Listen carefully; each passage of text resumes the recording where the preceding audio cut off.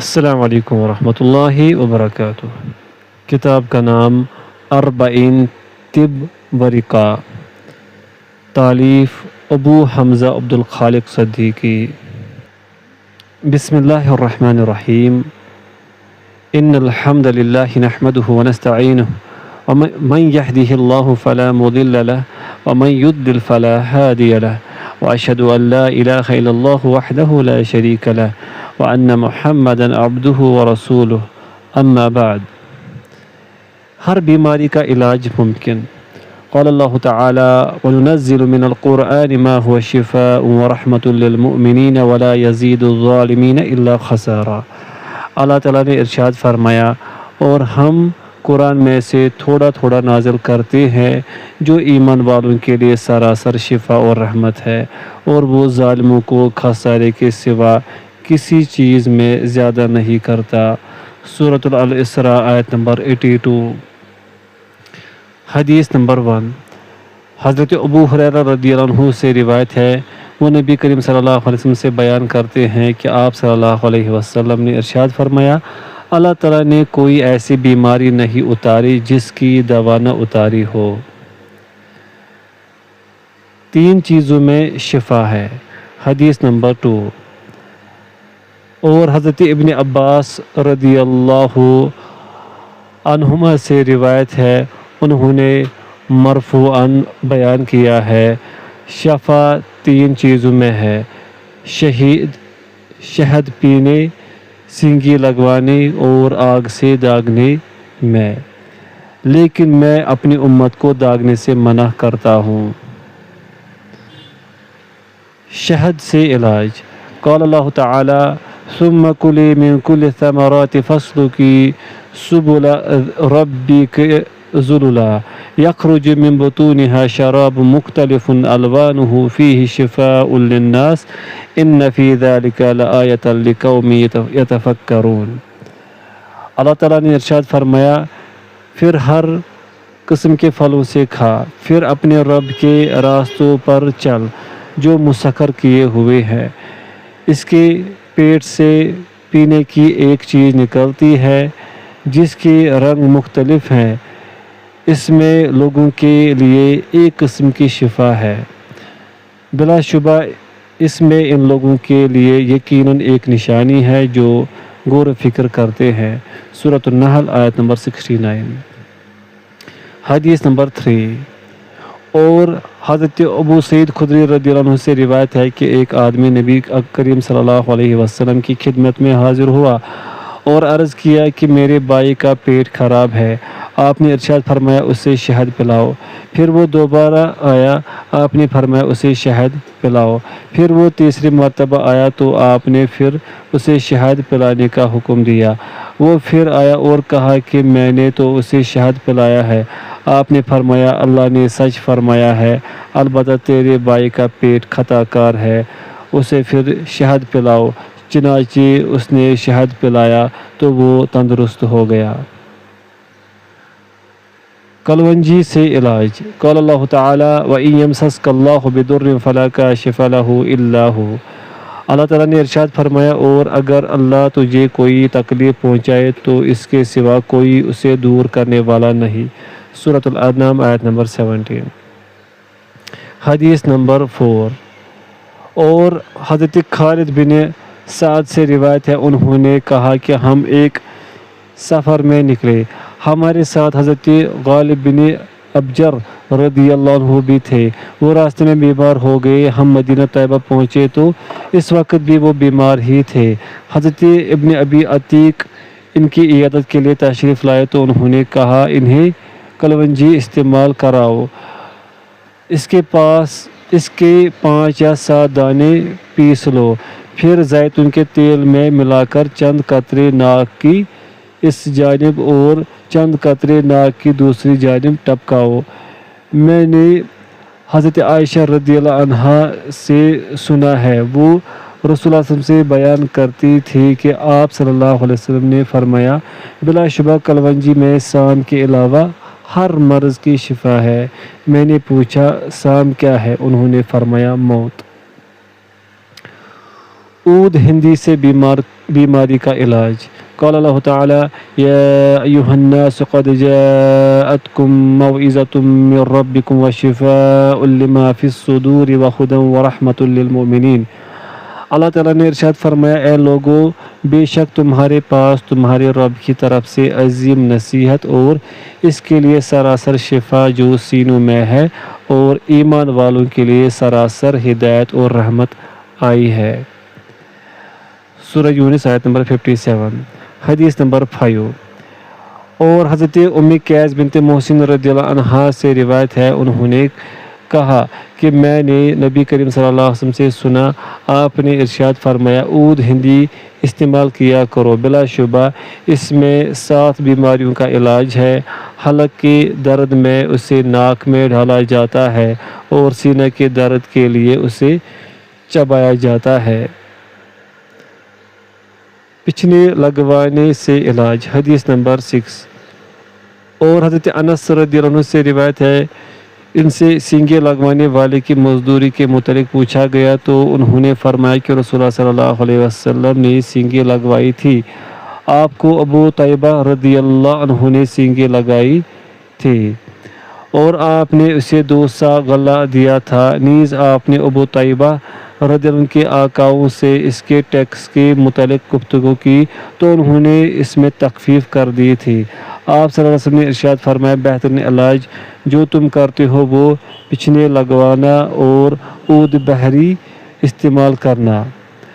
آپ نے مزید ارشاد فرمایا تم اپنے بچوں کو حلق کی بیماری کی وجہ سے ان کا تالو دبا کر تکلیف نہ دیا کرو، بلکہ اس کے لیے تم قسط ہندی استعمال کیا کرو۔ ہجامہ کے ذریعے آدھے سر کے درد کا علاج۔ حدیث نمبر 7۔ اور حضرت ابن عباس رضی اللہ عنہما سے روایت ہے کہ رسول اللہ صلی اللہ علیہ وسلم کو احرام کی حالت میں آدھے سر کا درد ہو گیا تھا، لہذا آپ نے سینگیں لگوائی۔ کھمبی کے پانی سے آنکھوں کا علاج۔ قال اللہ تعالی وَأَنزَلْنَا عَلَيْهِمُ الْمَنَّ وَالسَّلْوَىٰ كُلُوا مِن طَيِّبَاتِ مَا رَزَقْنَاكُمْ۔ اللہ تعالیٰ نے ارشاد فرمایا اور ہم نے ان پر من اور سلوہ نازل کیا اور کہا جو پاکیزہ چیزیں ہم نے تمہیں دی ہے ان میں سے کھاؤ۔ سورۃ الاعراف آیت نمبر 160۔ حدیث نمبر 8۔ اور حضرت سعید بن زید رضی اللہ عنہ سے روایت ہے، انہوں نے کہا میں نے نبی کریم صلی اللہ علیہ وسلم کو یہ ارشاد فرماتے ہوئے سنا، کھمبی من سے ہے اور اس کا پانی آنکھوں کے لیے شفا ہے۔ پانی کے ذریعے علاج۔ حدیث نمبر 9۔ اور ام المؤمنین حضرت عائشہ رضی اللہ عنہا کی زوجہ محترمہ رضی اللہ عنہ سے روایت ہے، انہوں نے کہا جب رسول اللہ صلی اللہ علیہ وسلم کی بیماری شدت اختیار کر گئی اور تکلیف زیادہ ہو گئی تو آپ نے بیماری کے دن میرے گھر گزارنے کے لیے اپنی دوسرے ازواج مطہرات سے اجازت طلب کی۔ انہوں نے آپ کو اجازت دے دی تو آپ 2 اشخاص حضرت عباس رضی اللہ عنہ اور ایک دوسرے آدمی کے درمیان سہارا لے کر باہر تشریف لائے۔ اس وقت آپ کے قدم مبارک زمین پر گھسٹ رہے تھے۔ راوی کہتا ہے کہ میں نے حضرت ابن عباس رضی اللہ عنہما سے اس کا ذکر کیا تو انہوں نے فرمایا کیا تمہیں معلوم ہے کہ دوسرے صاحب کون تھے جن کا حضرت عائشہ رضی اللہ عنہ نے نام نہیں لیا؟ میں نے کہا نہیں مجھے تو معلوم نہیں۔ انہوں نے کہا وہ حضرت علی رضی اللہ عنہ تھے۔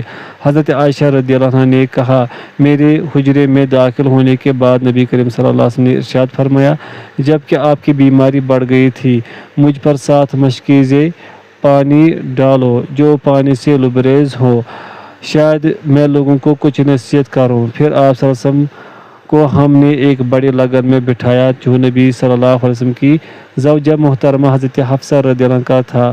پھر ہم نے ان مشکیزوں سے آپ پر پانی بہانا شروع کر دیا حتیٰ کہ آپ نے ہماری طرف اشارہ کیا کہ تم نے تعمیل حکم کر دی ہے۔ ام المومنین حضرت عائشہ رضی اللہ عنہ نے بیان کیا کہ اس کے بعد آپ صلی اللہ علیہ وسلم صحابہ کرام رضی اللہ عنہ کے پاس آئے، انہیں نماز پڑھائی، پھر خطاب کیا۔ ताउन की वबा का हल। हदीस नंबर 10। और हज़रत इब्न अब्बास रदियल्लाहु अन्हुमा से रिवायत है कि हज़रत उमर बिन खत्ताब रदियल्लाहु अन्हु शाम तशरीफ़ ले जा रहे थे। जब आप मुकाम सर पर पहुँचे तो आपकी मुलाकात फौजों के उमरा हज़रत अबू उबैदा बिन जर्राह रदियल्लाहु अन्हु और आपके साथियों से हुई। इन लोगों ने अमीरुल मोमिनीन को बताया कि ताउन की वबा शाम में फूट पड़ी है। हज़रत इब्न अब्बास रदियल्लाहु अन्हु ने बयान किया कि इस पर हज़रत उमर रदियल्लाहु अन्हु ने कहा कि मेरे पास मुहाजिरीन अव्वलिन को बुला लाओ। आप इन्हें बुला लाए तो हज़रत उमर रदियल्लाहु अन्हु ने इनसे मशवरा किया और इन्हें बताया कि शाम में ताउन की वबा फूट पड़ी है। मुहाजिरीन अव्वलिन की राय मुख्तलिफ हो गई। बाज़ लोगों ने कहा कि सहाबा रसूलुल्लाह सल्लल्लाहु अलैहि वसल्लम के साथियों की बाकी मांदा जमात आपके साथ है और ये मुनासिब नहीं कि आप इन्हें इस वबा में डाल दें। हज़रत उमर रज़ियल्लाहु अन्हु ने कहा कि अच्छा अब आप लोग तशरीफ़ ले जाए। फिर फरमाया कि अंसार को बुलाओ। मैं अंसार को बुला कर लाया। आपने इनसे भी मशवरा किया और उन्होंने भी मुहाजिरीन की तरह इख्तिलाफ किया। कोई कहने लगा चलो, कोई कहने लगा लौट जाओ। अमीरुल मोमिनीन ने फरमाया कि अब आप लोग भी तशरीफ़ ले जाए। फिर फरमाया कि यहाँ पर जो कुरैश के बड़े बूढ़े हैं जो फ़तह मक्का के वक़्त इस्लाम कबूल करके मदीना आए थे, इन्हें बुला लाओ। मैं उन्हें बुला कर लाया। इन लोगों में कोई इख्तिलाफ राय पैदा नहीं हुआ। सब ने कहा कि हमारा ख्याल है कि आप लोगों को साथ लेकर वापस लौट चले और वबाई मुल्क में लोगों को ले जाकर न डाले। ये सुनते ही हज़रत उमर रज़ियल्लाहु अन्हु ने लोगों में ऐलान कर दिया कि मैं सुबह को ऊँट पर सवार होकर वापस मदीना मुनव्वरा लौट जाऊंगा, तुम लोग भी वापस चलो। सुबह को ऐसा ही हुआ। हज़रत अबू उबैदा बिन जर्राह रज़ियल्लाहु अन्हु ने कहा क्या अल्लाह की तकदीर से फ़रार इख्तियार किया जाएगा? हज़रत उमर रज़ियल्लाहु अन्हु ने कहा काश ये बात किसी और ने कही होती। हाँ, हम अल्लाह की तकदीर से राह फ़रार इख्तियार कर रहे हैं, लेकिन अल्लाह ही की तकदीर की तरफ। क्या तुम्हारे पास ऊँट हो और तुम इन्हें लेकर किसी ऐसी वादी में जाओ जिसके दो किनारे हों, एक सरसब्ज़ व शादाब और दूसरा खुशक? क्या ये वाक़ा नहीं कि अगर तुम सरसब्ज़ किनारे पर चराओगे तो वो भी अल्लाह की तकदीर से ही होगा और खुशक किनारे पर चराओगे तो वो भी अल्लाह की तकदीर से ही होगा? बयान किया कि फिर हज़रत अब्दुर्रहमान बिन औफ रज़ियल्लाहु अन्हु आ गए। वो अपनी किसी ज़रूरत की वजह से इस वक्त मौजूद नहीं थे। उन्होंने बताया मेरे पास मसला है से मुतालिक एक इल्म है। मैंने रसूल करीम सल्लल्लाहु अलैहि वसल्लम से सुना है, आप सल्लल्लाहु अलैहि वसल्लम ने इरशाद फरमाया कि जब तुम किसी सरज़मीन में वबा के मुतालिक सुनो तो वहाँ न जाओ, और जब ऐसी जगह वबा आ जाए जहाँ तुम खुद मौजूद हो तो वहाँ से मत निकलो। रावी ने बयान किया कि इस पर उमर रज़ियल्लाहु अन्हु ने अल्लाह ताला की हम्द की और फिर वापस हो गए। ताउन की बीमारी से मरने वाले की फजीलत। हदीस नंबर 11। और हज़रत अबू हुरैरा रज़ियल्लाहु अन्हु से रिवायत है कि वो नबी करीम सल्लल्लाहु अलैहि वसल्लम से बयान करते हैं कि आप सल्लल्लाहु अलैहि वसल्लम ने इरशाद फरमाया पेट की बीमारी से मरने वाला शहीद है और ताउन की बीमारी से मरने वाला भी शहीद है। सूरतुल फातिहा से दम करना। हदीस नंबर 12। और हज़रत अबू सईद खुदरी रज़ियल्लाहु अन्हु से रिवायत है कि नबी करीम सल्लल्लाहु अलैहि वसल्लम के चंद सहाबा किराम रज़ियल्लाहु अन्हुम अरब के कबाइल में से किसी कबीले के पास से गुजरे तो उन्होंने इनकी ज़ियाफ़त न की। इस दौरान में इस कबीले के सरदार को किसी जहरीले जानवर ने काट लिया। कबीले वालों ने सहाबा किराम रज़ियल्लाहु अन्हुम से कहा तुम्हारे पास इसकी कोई दवा या दम करने वाला है? सहाबा किराम रज़ियल्लाहु अन्हुम ने कहा तुम लोगों ने हमारी मेहमान नवाजी नहीं की, लिहाजा हम इस वक्त तक दम नहीं करेंगे जब तक तुम हमारी मजदूरी तय न करो। चुनांचे उन्होंने कुछ बकरियां देना तय कर दी। फिर इनमें से एक शख्स ने सूरह फातिहा पढ़ना शुरू कर दी। दम करते वक्त मुंह में थूक जमा करता रहा और मुतासिर जगह पर लगाता رہا۔ ایسا کرنے سے وہ سردار تندرست ہو گیا۔ قبیلے والے بکریاں لے کر آئے تو صحابہ کرام نے کہا جب تک ہم نبی صلی اللہ علیہ وسلم سے اس کے متعلق پوچھ نہ لیں ہم یہ بکریاں نہیں لے سکتے۔ چنانچہ انہوں نے آپ صلی اللہ علیہ وسلم سے پوچھا تو آپ نے مسکراتے ہوئے فرمایا تمہیں کیسے معلوم ہوا کہ سورہ فاتحہ سے بھی دم کیا جا سکتا ہے؟ بکریاں لے لو اور ان میں میرے لیے بھی حصہ رکھو۔ فائدہ: سورۃ الفاتحہ ترجمہ: سب تعریف اللہ کے لیے ہے جو سارے جہانوں کا پالنے والا ہے، بے حد رحم والا، نہایت مہربان ہے، بدلے کے دن کا مالک ہے۔ ہم صرف تیری عبادت کرتے ہیں اور صرف تجھ سے مدد مانگتے ہیں۔ ہمیں سیدھے راستے پر چلا، ان لوگوں کے راستے پر جن پر تو نے انعام کیا، جن پر نہ غصہ کیا گیا اور نہ وہ گمراہ ہے۔ نظر بد کا دم، حدیث نمبر 13۔ اور حضرت ام سلمہ رضی اللہ عنہ سے روایت ہے کہ نبی صلی اللہ علیہ وسلم نے ان کے گھر میں ایک لڑکی دیکھی جس کے چہرے پر سیاہ دھبے تھے تو آپ نے فرمایا اسے دم کراؤ کیونکہ اسے نظر بد لگ گئی ہے۔ نظر بد برحق ہے، حدیث نمبر 14۔ اور حضرت ابو ہریرہ رضی اللہ عنہ سے روایت ہے، وہ نبی کریم صلی اللہ علیہ وسلم سے بیان کرتے ہیں کہ آپ نے ارشاد فرمایا نظر لگنا جانا برحق ہے اور آپ نے جسم میں سرما بھرنے سے بھی منع فرمایا ہے۔ حدیث نمبر 15۔ اور حضرت ابو امامہ بن سہل بن حنیف بیان کرتے ہیں عامر بن ربیعہ نے سہل بن حنیف کو غسل کرتے ہوئے دیکھا تو انہوں نے کہا اللہ کی قسم میں نے جس قدر سفید و ملائم جلد آج دیکھی ہے ایسی کبھی نہیں دیکھی۔ راوی بیان کرتے ہیں اسی بات پر سہل بے ہوش ہو کر گر گئے۔ انہیں رسول اللہ صلی اللہ علیہ وسلم کے پاس لایا گیا اور آپ سے عرض کیا گیا اللہ کے رسول کیا آپ کو سہل بن حنیف کے بارے میں کچھ خبر ہے؟ اللہ کی قسم وہ تو اپنا سر بھی نہیں اٹھاتے۔ آپ صلی اللہ علیہ وسلم نے ارشاد فرمایا کیا تم اس کے متعلق کسی کے بارے میں گمان کرتے ہو؟ انہوں نے عرض کیا ہم عامر بن ربیعہ کے بارے میں گمان کرتے ہیں۔ راوی بیان کرتے ہیں رسول اللہ صلی اللہ علیہ وسلم نے عامر کو بلایا اور اس سے سخت لہجے میں بات کی اور فرمایا تم اپنے بھائی کو قتل کرتے ہو، تم نے اس کے لیے برکت کی دعا کیوں نہ کی؟ اس کے لیے غسل کرو۔ عامر نے اس کے لیے ایک برتن میں اپنا چہرہ، اپنے ہاتھ، اپنی کہنیاں، اپنے گھٹنے، پاؤں کے اطراف اور ازار کے ساتھ کے اعضاء دھوئے، پھر وہ پانی اس پر ڈالا گیا تو وہ اٹھ کر لوگوں کے ساتھ چل پڑا اور اسے کوئی تکلیف نہیں تھی۔ نبی کریم صلی اللہ علیہ وسلم کا دم، حدیث نمبر 16۔ اور حضرت عبدالعزیز سے روایت ہے انہوں نے کہا میں اور حضرت ثابت سیدنا انس بن مالک رضی اللہ عنہ کی خدمت میں حاضر ہوئے تو ثابت نے کہا اے ابو حمزہ میری طبیعت ناساز ہے۔ حضرت انس رضی اللہ عنہ نے ارشاد فرمایا کیا میں تجھے رسول اللہ صلی اللہ علیہ وسلم کا دم نہ کروں؟ ثابت نے عرض کیا کیوں نہیں؟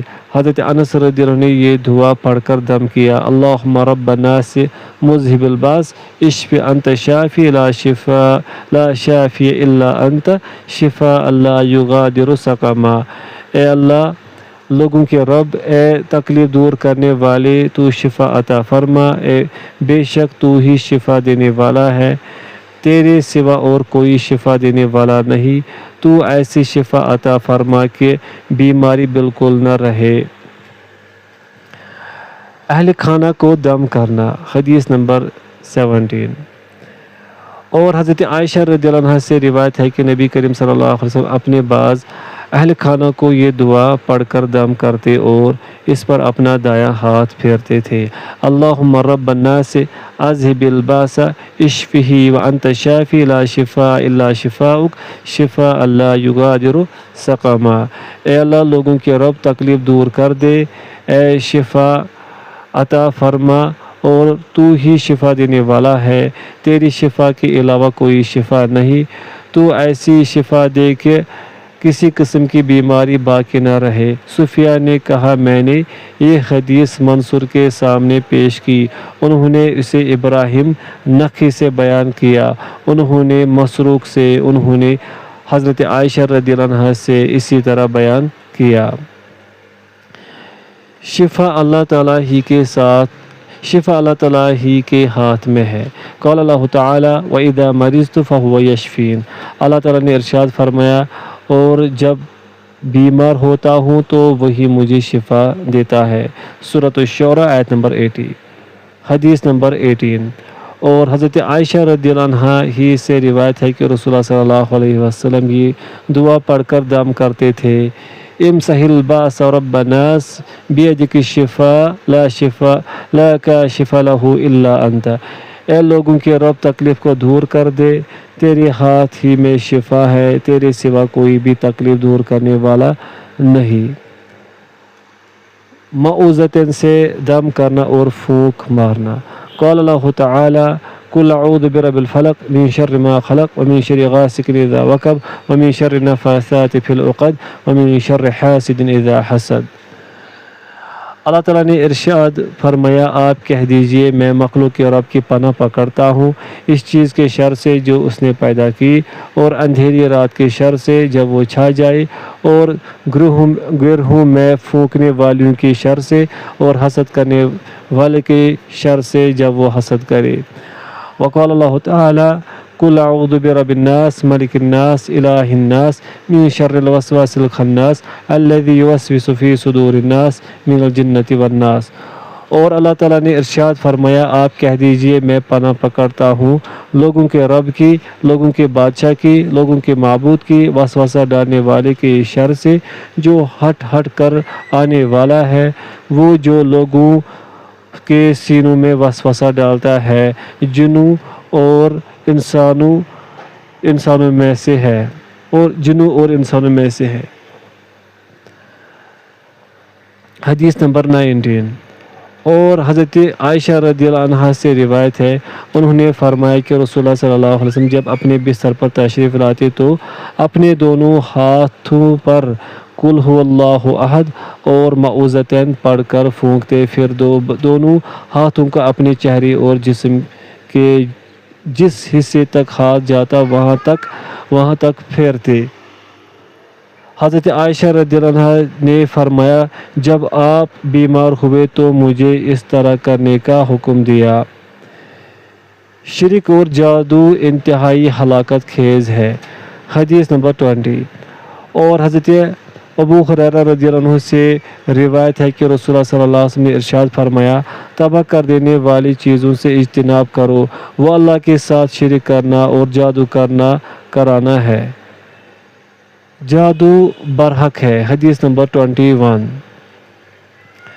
اور حضرت عائشہ رضی اللہ عنہا سے روایت ہے انہوں نے کہا کہ رسول اللہ صلی اللہ علیہ وسلم پر جادو کیا گیا، اس کا یہ اثر ہوا کہ آپ اپنے خیال کے مطابق ایک کام کر چکے ہوتے لیکن وہ نہیں کیا ہوتا تھا۔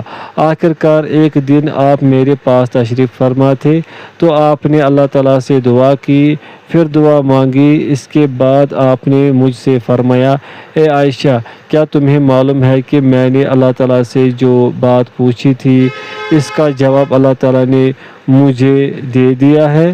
میں نے عرض کی اللہ کے رسول وہ کیا بات ہے؟ آپ نے ارشاد فرمایا میرے پاس دو آدمی آئے، ان میں سے ایک میرے سر کے پاس اور دوسرا میرے پاؤں کے پاس بیٹھ گیا، پھر ایک نے دوسرے ساتھی سے کہا اس صاحب کو کیا تکلیف ہے؟ دوسرے نے کہا اس پر جادو کیا گیا ہے۔ اس نے کہا کس نے جادو کیا ہے؟ دوسرے نے جواب دیا لبید بن عاصم یہودی نے جو قبیلہ بنو زریق سے تعلق رکھتا ہے۔ پہلے نے کہا کس چیز میں جادو کیا ہے؟ دوسرے نے کہا کنگھی اور اس سے جڑنے والے بالوں میں جو نر کھجور کے خوشے کے غلاف میں رکھا ہوا ہے۔ اس نے پوچھا وہ کہاں رکھا ہے؟ اس نے جواب دیا ذی اروان نامی کنویں میں رکھا ہے۔ نبی کریم صلی اللہ علیہ وسلم اپنے چند صحابہ کو ساتھ لے کر اس کنویں پر تشریف لے گئے، اسے دیکھا وہاں کھجور کے درخت تھے۔ پھر آپ واپس سیدہ عائشہ رضی اللہ عنہ کے پاس تشریف لائے اور فرمایا اللہ کی قسم اس کنویں کا پانی مہندی کے نچوڑ جیسا سرخ ہے اور وہاں کی کھجوریں گویا شیطانوں کے سر ہے۔ میں نے عرض کی اللہ کے رسول صلی اللہ علیہ وسلم کیا آپ نے اسے نکالا ہے؟ آپ نے فرمایا نہیں، بہرکیف اللہ تعالیٰ نے مجھے شفا دے دی ہے، اب مجھے اندیشہ ہے کہ مبادا لوگوں میں کوئی شر پیدا ہو۔ پھر آپ نے اسے دفن کر دینے کا حکم دیا۔ تقاریر کا جادو اثر ہونا، حدیث نمبر 22۔ اور حضرت عبداللہ بن عمر رضی اللہ عنہما سے روایت ہے کہ دو آدمی مشرق کی طرف سے آئے اور انہوں نے لوگوں کو خطاب کیا جس سے لوگ بہت متاثر ہوئے۔ رسول اللہ صلی اللہ علیہ وسلم نے ارشاد فرمایا بلا شبہ بعض تقریریں جادو اثر ہوتی ہے۔ عجوہ کھجور سے جادو کا علاج، حدیث نمبر 23۔ اور حضرت سعد بن ابی وقاص رضی اللہ عنہ سے روایت ہے کہ انہوں نے کہا کہ نبی کریم صلی اللہ علیہ وسلم نے ارشاد فرمایا جو شخص صبح کے وقت عجوہ کھجوریں استعمال کرے اس کو رات تک زہر اور جادو سے کوئی نقصان نہیں ہوگا۔ علی بن مدینی کے علاوہ دوسرے راوی نے بائیں الفاظ بیان کیا ہے کہ جو شخص 7 کھجوریں کھا لے۔ نیک فال پسندیدہ عمل، حدیث نمبر 24۔ اور حضرت انس بن مالک رضی اللہ عنہ سے روایت ہے وہ نبی کریم صلی اللہ علیہ وسلم سے بیان کرتے ہیں کہ آپ نے ارشاد فرمایا چھوت لگنا کوئی چیز نہیں اور بدشگونی کی بھی کوئی حیثیت نہیں، البتہ نیک فال مجھے پسند ہے۔ صحابہ کرام رضی اللہ عنہ نے عرض کیا نیک فال کیا ہے؟ آپ صلی اللہ علیہ وسلم نے ارشاد فرمایا کسی سے اچھی بات کہنا یا سننا، مکھی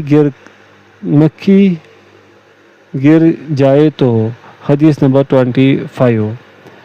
اور حضرت ابو ہریرہ رضی اللہ عنہ سے روایت ہے کہ رسول اللہ صلی اللہ علیہ وسلم نے ارشاد فرمایا اگر تم میں سے کسی کے برتن میں مکھی گر جائے تو وہ پوری مکھی کو اس میں ڈبو دے، پھر اسے نکال کر پھینک دے کیونکہ اس کے ایک پر میں شفا ہے اور دوسرے میں بیماری ہے۔ بیماری میں دوائی استعمال کرنا، حدیث نمبر 26۔ اور حضرت جابر رضی اللہ عنہ بیان کرتے ہیں رسول اللہ صلی اللہ علیہ وسلم نے ارشاد فرمایا ہر بیماری کے لیے دوائی ہے، جب دوائی بیماری کے موافق ہو جاتی ہے تو مریض اللہ کے حکم سے صحت یاب ہو جاتا ہے۔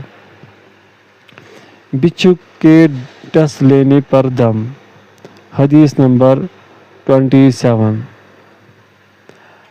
اور حضرت جابر رضی اللہ عنہ بیان کرتے ہیں رسول اللہ صلی اللہ علیہ وسلم نے دم سے منع فرما دیا تو آل عمر بن حزم آئے اور انہوں نے عرض کیا اللہ کے رسول ہمارے پاس دم تھا جو ہم بچھو کے ڈس لینے پر کیا کرتے تھے اور آپ نے اس سے منع فرما دیا ہے۔ انہوں نے وہ دم آپ کو سنایا تو آپ صلی اللہ علیہ وسلم نے ارشاد فرمایا میں اس میں کوئی حرج نہیں سمجھتا، تم میں سے جو شخص اپنے بھائی کو فائدہ پہنچا سکتا ہے تو وہ اسے فائدہ پہنچائے۔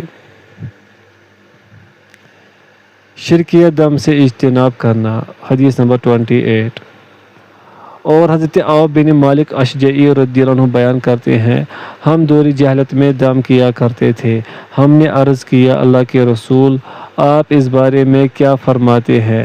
آپ صلی اللہ علیہ وسلم نے ارشاد فرمایا اپنے دم مجھے سناؤ، ایسا دم جس میں شرک نہ ہو، اس میں کوئی حرج نہیں۔ حرام چیز سے علاج کرنے کی ممانعت، حدیث نمبر 29۔ اور حضرت ابو ہریرہ رضی اللہ عنہ بیان کرتے ہیں رسول اللہ صلی اللہ علیہ وسلم نے حرام چیز کو بطور دوا استعمال کرنے سے بھی منع فرمایا۔ پاگل پن کا علاج، حدیث نمبر 30۔ اور خارجہ بن صلت تمیمی اپنے چاچا سے روایت کرتے ہیں کہ ہم لوگ نبی کریم صلی اللہ علیہ وسلم کے پاس سے لوٹ کر آئے اور ایک عرب خاندان کے پاس گئے۔ ان لوگوں نے کہا ہمیں معلوم ہوا کہ تم اس انسان رسول صلی اللہ علیہ وسلم کے پاس سے ہو کر آئی ہو جس کے پاس بلائی ہے، کیا تمہارے پاس کوئی دوائی یا دم ہے؟ ہمارے پاس زنجیروں میں باندھا ہوا ایک دیوانہ شخص ہے۔ ہم نے کہا ہاں، تو انہوں نے زنجیروں میں باندھا ہوا دیوانہ شخص حاضر کیا، تو 3 دن تک میں نے صبح و شام اس پر سورہ فاتحہ پڑھ کر پھونکی۔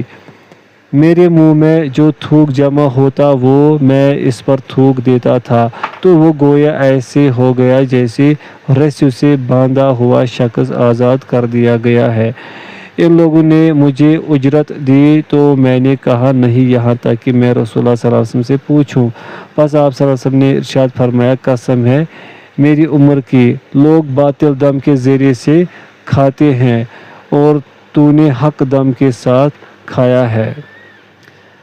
سیدہ فاطمہ رضی اللہ عنہ کا طریقہ علاج، حدیث نمبر 31۔ اور سیدنا سہل بن سعد رضی اللہ عنہ سے احد کے دن رسول اللہ صلی اللہ علیہ وسلم کے زخم کے بارے میں پوچھا گیا، تو انہوں نے کہا نبی کریم صلی اللہ علیہ وسلم کا چہرہ زخمی ہو گیا، آپ کے سامنے کے رباعی دانت بھی شہید ہو گئے، اور آپ کے سر پر جو لوہے کی کھود ٹوپی تھی وہ بھی ٹوٹ کر سر میں پیوست ہو گئی۔ پس سیدہ فاطمہ رضی اللہ عنہ آپ صلی اللہ علیہ وسلم کا خون دھوتی تھی، اور سیدنا علی رضی اللہ عنہ ڈھال میں پانی لا کر ڈالتے تھے۔ جب حضرت فاطمہ رضی اللہ عنہ نے دیکھا کہ پانی ڈالنے سے خون بہنے میں اضافہ ہی ہو رہا ہے، تو انہوں نے چٹائی کا ٹکڑا جلا کر راکھ تیار کی اور زخم پر لگائے، تو خون رک گیا۔ کھانے میں پرہیز کرنے سے علاج، حدیث نمبر 32۔ اور سیدہ ام منذر بنت قیس انصاریہ رضی اللہ عنہ کہتی ہیں کہ رسول اللہ صلی اللہ علیہ وسلم ان کے گھر تشریف لائے، اور آپ صلی اللہ علیہ وسلم کے ساتھ علی رضی اللہ عنہ کے بھی تھے۔ علی رضی اللہ عنہ بیماری سے اٹھے تھے اور کمزور تھے۔ ہمارے گھر میں کھجور کے گچھے لٹکائے گئے تھے، پس آپ صلی اللہ علیہ وسلم اٹھے اور ان میں سے کھانے لگے۔ سیدنا علی رضی اللہ عنہ بھی کھانے کو اٹھے، تو آپ صلی اللہ علیہ وسلم ان سے فرمانے لگے ٹھہر جا، تو نہ کھا، تو بیماری سے اٹھا ہے، یہاں تک کہ علی رضی اللہ عنہ رک گئے۔ میں نے جو اور چقندر ملا کر تیار کر کے کھانے کے لیے پیش کیا، تو آپ صلی اللہ علیہ وسلم نے علی رضی اللہ عنہ سے ارشاد فرمایا اس سے کھاؤ، یہ تیرے لیے مفید ہے۔ بڑھاپا لا علاج بیماری، حدیث نمبر 33۔ اور سیدنا اسامہ بن شریک رضی اللہ عنہ رسول اللہ صلی اللہ علیہ وسلم سے مرفوع روایت بیان کرتے ہیں، تم دوائی کرو، اللہ نے کوئی بیماری نہیں اتاری مگر اس کی دوا بھی اتاری ہے، سوائے ایک بیماری کے، اور وہ بڑھاپا ہے۔ کاہن کے پاس جانے کی مذمت، حدیث نمبر 34۔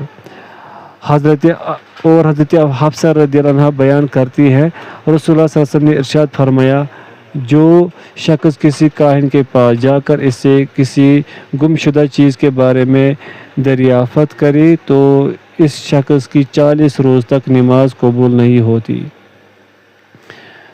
نجومی کے پاس جانے کی مذمت، حدیث نمبر 35۔ اور حضرت ابن عباس رضی اللہ عنہما بیان کرتے ہیں رسول اللہ صلی اللہ علیہ وسلم نے ارشاد فرمایا، جس شخص نے علم نجوم حاصل کیا تو اس نے جادو کا ایک حصہ حاصل کیا، وہ حصول سحر میں جس قدر بڑھتا گیا اسی قدر وہ حصول علم نجوم میں بڑھتا گیا۔ سر کی تکلیف کا علاج، حدیث نمبر 36۔ اور نبی صلی اللہ علیہ وسلم کی خادمہ سلمہ کہتی ہیں کہ جو کوئی نبی کریم صلی اللہ علیہ وسلم سے سر کی تکلیف کی شکایت کرتا تو آپ صلی اللہ علیہ وسلم یہی فرماتے کہ سینگے لگواؤ، اور جو شخص دونوں پاؤں میں تکلیف کی شکایت کرتا تو آپ یہی فرماتے کہ ان دونوں کو مہندی سے رنگے کرو۔ شراب ایک بیماری، حدیث نمبر 37۔ اور سیدنا طارق بن سوید رضی اللہ عنہ سے روایت ہے، انہوں نے نبی کریم صلی اللہ علیہ وسلم سے شراب کے بارے میں پوچھا تو آپ صلی اللہ علیہ وسلم نے اس سے منع فرما دیا یا ناپسند کیا، تو سائل نے کہا میں دوا کے لیے تیار کرتا ہوں، پس آپ صلی اللہ علیہ وسلم نے ارشاد فرمایا یہ دوائی نہیں بلکہ بیماری ہے۔ تعویذات لٹکانے کی مذمت، حدیث نمبر 38۔ اور عیسیٰ بن عبد الرحمن بن ابی لیلہ کہتے ہیں میں عبداللہ بن عقیم بن معبد جوہنی کے پاس آیا اور ان کی عیادت کی، انہیں خسرہ نما کوئی بیماری تھی، میں نے کہا آپ تعویذ نہیں باندھ لیتے؟ انہوں نے کہا میں اللہ سے اس کی پناہ مانگتا ہوں۔ نبی کریم صلی اللہ علیہ وسلم نے ارشاد فرمایا جو کوئی چیز لٹکائے گا وہ اس کے سپرد کیا جائے گا۔ جبریل علیہ السلام کا دم، حدیث نمبر 39۔ اور سیدنا ابو سعید رضی اللہ عنہ سے روایت ہے کہ جبریل علیہ السلام کے پاس آئے اور کہا یا محمد صلی اللہ علیہ وسلم آپ بیمار ہیں؟ فرمایا ہاں میں بیمار ہوں۔